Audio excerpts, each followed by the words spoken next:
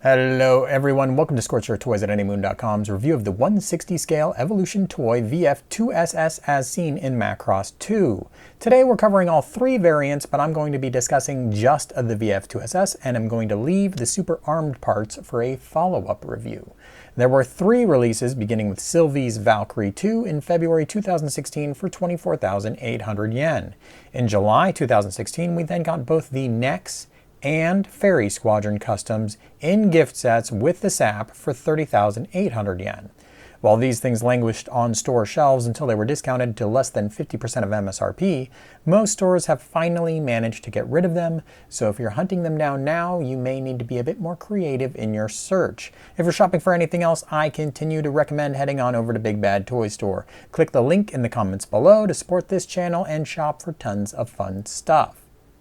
These toys come packaged in pretty thin boxes that overlay pictures of the toy with some cleaned up CAD. The Fairy and Nex versions of the box are obviously much larger since they come with the SAP. Otherwise, the boxes are the same thin cardboard, there's no flip-top lid, and the boxes definitely feel like they could use some more structural rigidity. Once the boxes are open, you'll find a tray that includes the fighter as well as nacelles with vertical stabilizers, a pilot figure. Sylvie and Fairy Squadron include a medium railgun. If you purchase the Nex or Fairy version of the toy, it will come with the caps on the screw at the leading edge of the vertical stabilizers already installed. If you purchase the Sylvie version, those caps will be included in a separate baggie. The two sticker sheets and instructions are included in a bag behind the tray. While the Sylvie version includes the transformation instructions, the Nex and Fairy toys only come with SAP instructions. To resolve this, Evolution Toy put a PDF of the instructions online. Nex and Fairy versions also come with a one-page flyer outlining improvements made after the printing of the original instructions. You can find scans of all of these documents up on anymoon.com. The Nex and Fairy toys obviously include the SAP pack, which came bundled with two squires and a display stand. In the tray for the SAP, you'll also find a heavy railgun with the Nex custom.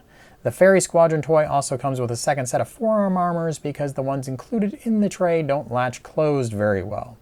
Focusing on just the Valkyries, it seems chintzy to me that Nex doesn't come with the standard gun as well as the heavy gun. You may have noticed from my pictures of the contents in the box that the Valkyries all looked rather disheveled inside. They'd been packaged pretty roughly, and they do require some assembly. So the assembly consists of installing these nacelles. These nacelles, the Sylvie version at least, require you to install this little peg cover, which just goes right on top. It is very easily dislodged, and I actually do not recommend you use it at all, but that's what it looks like. I'll just show it to you and then I'll take them off and you will not see them again in this review because otherwise they will pop off during handling and I will lose them and that will make me angry. So here you go. This is what it looks like with the nacelles installed. Get your wings in the proper spot. Now, one of the common complaints on the Sylvie version was that the vertical stabilizers have these pegs here that didn't really lock the vertical stabilizer into position very well. Now, honestly, I thought it functioned just well enough, but certainly left room for improvement, which is a common theme we're going to have here. On the Nex version of the toy, they increased that peg length, but they also added a washer up to the front where it all connects, which causes these stabilizers to fall off very easily. Which might have been intentional because you actually have to remove those vertical stabilizers to get the SAP on, but it ends up giving you floppier vertical stabilizers, but now they peg into the nacelle, so not a huge improvement there. Now you will notice that on this toy I don't have huge gaps up along the top. Now there are pegs here and a little hook here, as well as pegs underneath the vehicle that are grabbing and hopefully all coming together. We'll talk about that in a moment to keep things nice and tight. But on the Sylvie version, for whatever reason, the pressure just makes it so that's never going to work for you. Another common problem as you pull the toy out of the tray for the first time is that the legs may droop down on you. The way the legs attach to the toy, and here are these covers falling off already, is kind of awkward. There is an L-shaped peg right here. You have that slot right here in the leg, And it's pretty easy just to put it on there and think that you're done. Or maybe put it on there.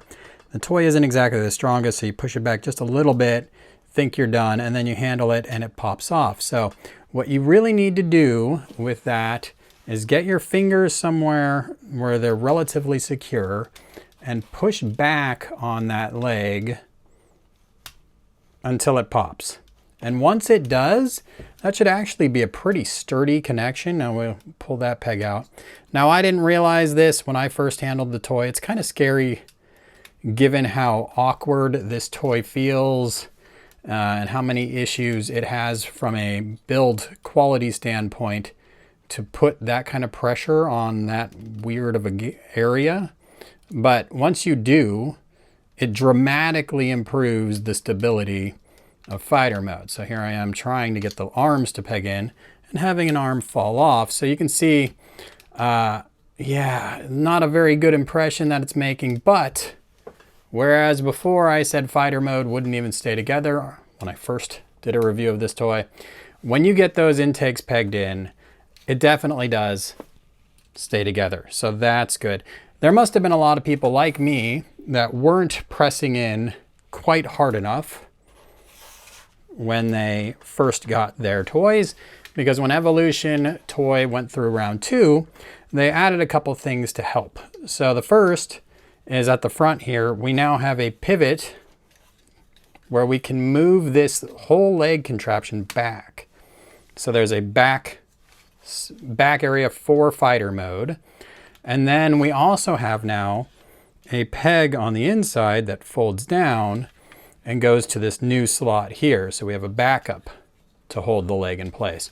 So we can bring this up and over just like we did before, bring it onto that peg, press it down all the way, get your fingers somewhere sturdy, press, gets it locked into place. Then we can bring up our arm and reach in there and push that peg down and push in. So that's in position. Bring this down and push that peg into the leg as well.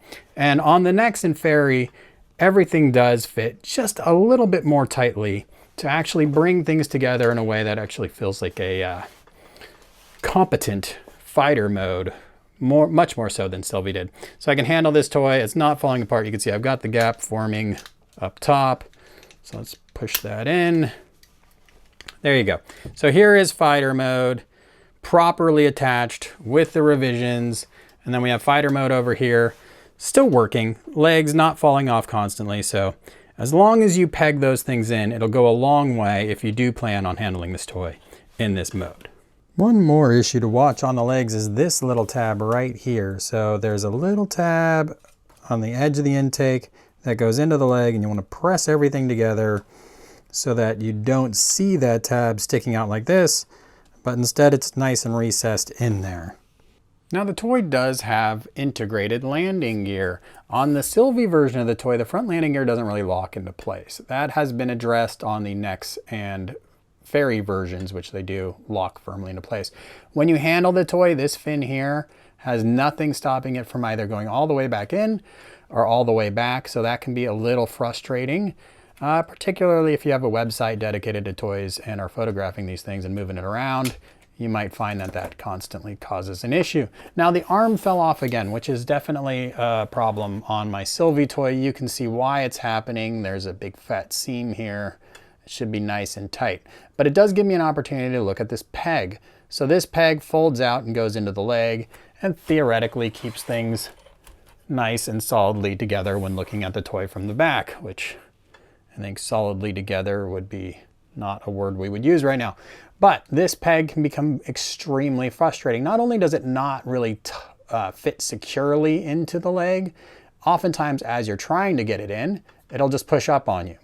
And then you can't really fish it back out because it fits pretty flushly against the armor. Or the arm, I should say. So in order to get that back out, you have to open this piece up, and then it will open the peg back out. That is particularly troublesome when this arm is tucked up in fighter mode. Getting that out isn't exactly easy. So, and that should be much tighter in there. So that's a bit of a bummer. The other thing is when you've got the landing gear out, these big fins in the back still dragging on the ground. The toy is supposed to have a gimmick where the gun can fit on, but it's way too big of a slot for that hole. That was rectified on both the Nex and Fairy versions, but you're never going to get that on with the Sylvie version. Maybe applying some tape to that peg might do the trick. Now, one more thing that we do have as a pro here, you do get an opening canopy, which looks pretty nice. The pilot figures themselves look pretty nicely detailed, so that's good. And there's even a little bit of cockpit heads-up display detail work on the inside, so that's nice. Not a whole lot of other positive things to say about fighter mode. Okay, but what if you put together your Evolution Toy VF-2SS as best as you possibly could in fighter mode? How would it fare against Bandai's High Metal R? Ultimately, the answer is not very well. The High Metal R brings the intakes much further out, has a much sleeker profile, does not have the big gaps that you see on the Evolution Toy. This becomes even more pronounced if you look at the bottoms of the toy, where the Evolution Toy has those giant shoulder blocks that are coming down. The High Metal R, fairly sleek underneath. You have nice vent detail up front. Things look pretty clean. Yeah, there are transformation mechanisms there, but everything is tucking together much better, even back through the arms. Everything looks much more slick. So the High Metal R, while smaller, seems to be giant leaps forward, particularly in fighter mode. Now, if you're wondering about metal content, the High Metal R has more metal, I would say, than the Evolution Toy. The Evolution Toy does have these big metal swing arms, probably a little bit more metal throughout, but the vast majority of the framework that the High Metal R all transforms around is all metal. So this is a nice, sturdy, small toy. The Evolution Toy feels pretty light for its size. And again, does a little bit more falling apart and flopping around than you see on the High Metal R. For those of you who want more of a blow-by-blow on what the Evolution Toy doesn't do as well as the VF-2SS, here is a quick visual comparison. Pause it, check my notes. Here's also a side profile shot. You can draw your own inferences from that.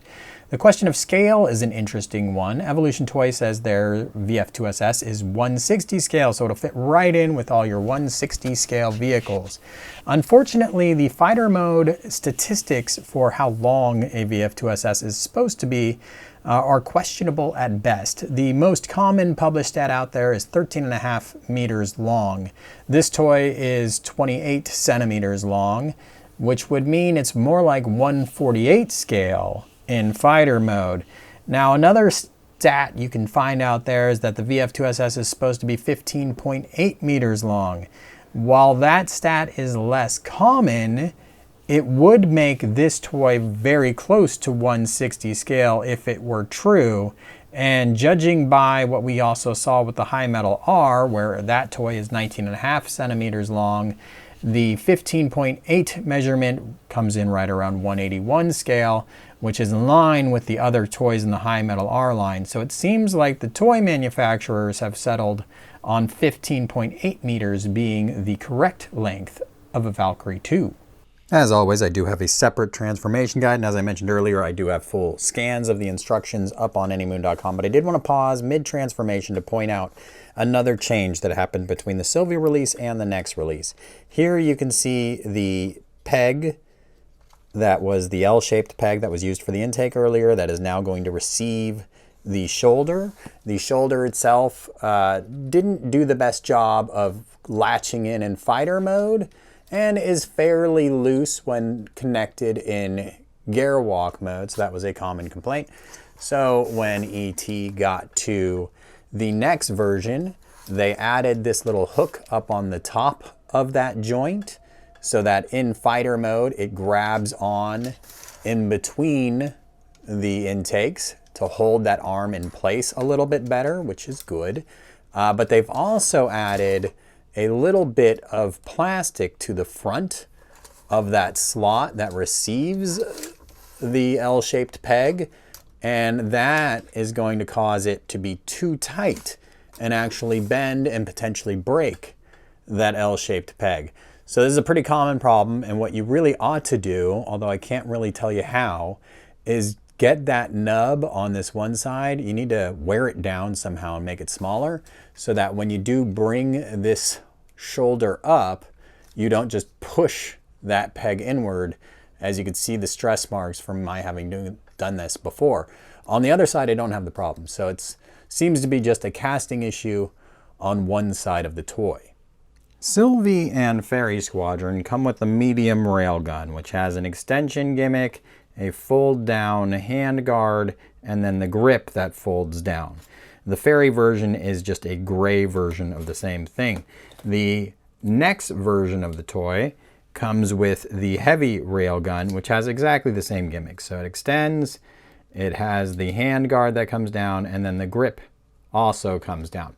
Now, when Evolution Toy went from their Sylvie release to their July releases of that year, and they went to the gray plastic, they tightened up the tolerances. So the black gun in Sylvie's hand, you saw earlier, it doesn't really peg in where it's supposed to in fighter mode. Same thing in Gerwalk or Battroid mode. There's a peg in the hand. It's supposed to kind of hold things tight. I should have that hand guard out as well here. So it's supposed to hold things tight, and it just doesn't. It ends up being incredibly loose. So you're gonna have to fiddle with that a lot to get it into a position that looks pretty good. In contrast, the Nex and Fairy Squadron, they've tightened that peg up quite a bit. So when you put that in the hand, it'll sink in nice and tight, and you can close the hand up around it. Now the hand does have, take a look at this hand. It does have 3 fingers that move independently of a trigger finger and a thumb. So you can kind of lock things in a little bit, but the fit is pretty loose. And so with that Sylvie toy, with that gun fitting in pretty loose, those fingers being loose isn't going to be a lot of help either. Now, similarly to how this is a shiny black gun and this is a matte gray gun, the finish on the toys has undergone a similar process. The Sylvie version of the toy is a shiny plastic, and the Nex version is a matte plastic. So that ends up making it look like a little bit higher quality finish. You can see in Gerwalk mode, I'm having a problem with the gaps again. You should expect the same issues in Gerwalk mode. Doesn't hold together very well. Here you could see that shoulder I was showing you the differences on. It still doesn't peg in very securely. These things just pop loose very frequently. So it's pretty annoying to handle.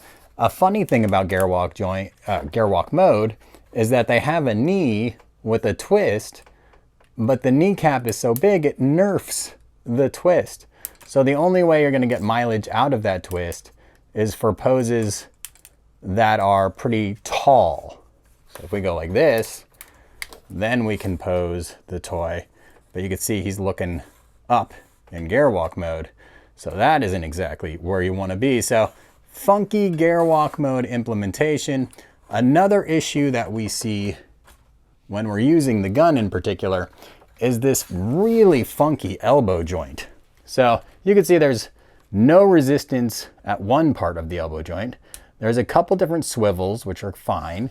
There is a ratcheted bottom joint. So you're going to be using that when you're holding the gun most of the time. Because if you try to do anything with this joint at the top, there's zero resistance there.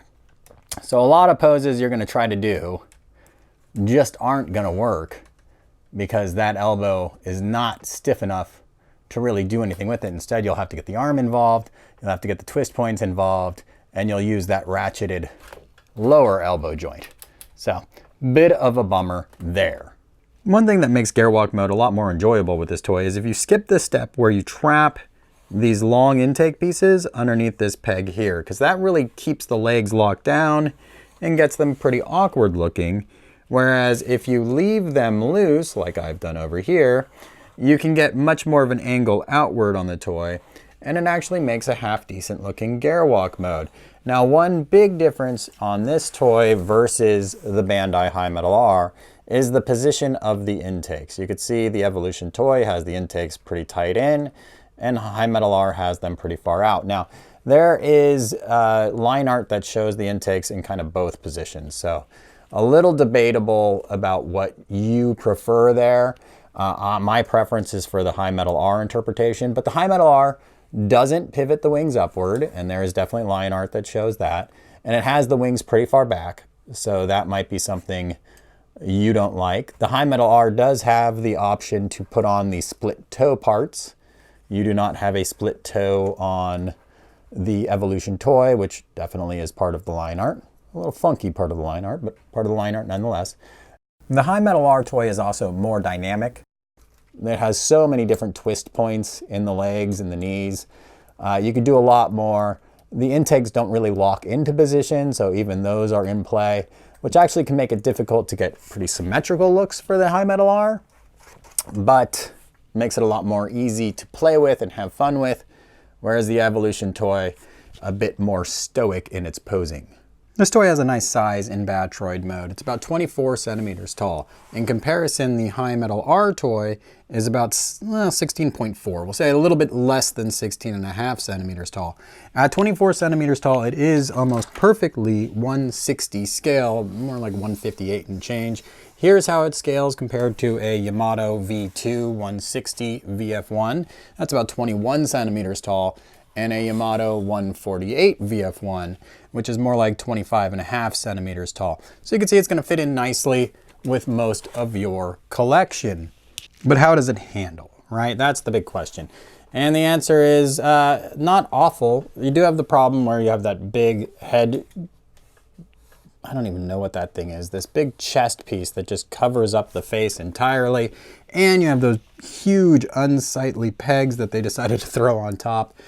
In contrast, the High Metal R has a nice tall neck that allows it to see over these front chest pieces, which aren't so exaggerated in height and will not cause that same issue. So definite points for the High Metal R there. Articulation for the rest of the toy, you have a little bit of up and down at the neck, but it's so tiny and nerfed that it's really questionable why they couldn't figure out a better way to do that. The head lasers go back and forth, but they don't pivot out like they do on the High Metal R. You do have the shoulder that goes all the way around. And I've shown you that first elbow joint, which also, we'll go to the other side where it won't fall off, is a twist point, right? So you have a twist point there and a twist point here, which is pretty cool. So arm articulation is pretty good, except that first joint being friction-based really nerfs the fun factor there, or the utility of it. So, man, a lot of nerfing going on today, isn't there? So moving down, we don't have a waist, but we do have big ball joints connected to those metal swing bars. So we can come in and out, and in and out, and we can get a pretty decent wide splay of the legs. So that's great, because moving down, the legs become less and less useful. You do have your Gerwalk joint, but you're gonna need that because there's the wings right behind the intake, and the intake is just so ginormous that it really inhibits use of the leg, right? So we could perhaps get the wing out of the way and then free things up. So that's what you'd have to do if you wanted to get kind of an extreme leg pose. Now moving forward, we do have a knee, but the knee you'd have to extend to use, and even then, you don't get much of an angle out of it because of that guard right there. You can pull it forward, and you saw that twist earlier that doesn't work so well in Gerwalk mode. So there you go, that is your leg functionality. You do have a foot. The foot actually works better just collapsing or expanding. It doesn't really do much beyond that. Let's put the arm back on there. So that's articulation. It's just decent enough where you can get the toy into a decent looking pose, but it falls short of being fun to play with. So what's your favorite mode for the Valkyrie 2? If it is Battroid mode, then the Evolution toy might be serviceable to you, Again, I would say remove these tabs at the top. The beautiful thing about the Evolution toy in Battroid mode is that it's a very close approximation to the line art. And the heat shield is very tight up against the chest here, unlike the High Metal R where that's kind of a loose connection. So positives there. The High Metal R, much more dynamic. It is a little sloppier when looking from above here, a little more gappy, and this thing does come forward a little bit too often, and there's that gap right there. So some weaknesses in Battroid mode for the High Metal R, but the High Metal R obviously much more dynamic, and it does have that ability to look over its own chest, which again the Evolution toy did not do. So overall this toy very much, I would say a mixed bag, but it's only okay in Battroid mode, and it's pretty poor in Gerwalk mode, and downright awful in fighter mode. So I don't recommend this toy. Even if you are a die-hard Valkyrie 2 fan, I think go with the High Metal R first. And then if you're just desperate to have a 160 scale Valkyrie 2, then maybe this would appeal to you. But for everyone else, pretty safe to say your money is better spent elsewhere. Check out the full article on anymoon.com. And as always, thanks for watching.